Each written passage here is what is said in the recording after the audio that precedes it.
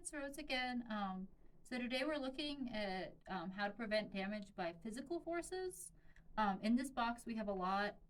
of ivory pieces that are primarily from the far north, and this box is part of how we prevent physical damage to the object. So like things being knocking into each other or being bumped or falling. And so some of the details in this box that help prevent that are these little bumpers around all of the objects, so that if the box does get bumped or has anything happen that would make the box shake, the objects aren't going to hit each other because they're all surrounded by foam. Another thing that the foam underneath prevents is stress on the object, because this foam conforms to the shape a little bit, and then any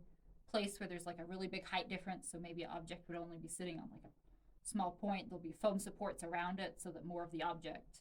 is supported, which reduces the overall stress on the object. Another really cool thing about having everything in a box is that if these objects need moved, it's a lot safer to move objects in a box than loose. So having everything in a box is a really nice way to make moving them easier in case anything ever happened in the room where they were at, where they would have to be moved. And another really cool thing about this box is this lid, because it's see-through, so even though everything's nice and safe in its box, people can still see all of the objects and still get to experience them,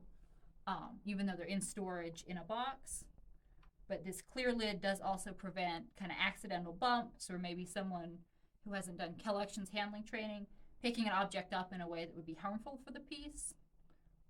So to prevent physical damage to a piece, it's good to kind of pick things up from underneath and support them, with both hands, and not pick them up by like a handle or a strap or the edge of an object, because that creates stress across the whole object that can eventually cause, a handle to break off or the rim to chip.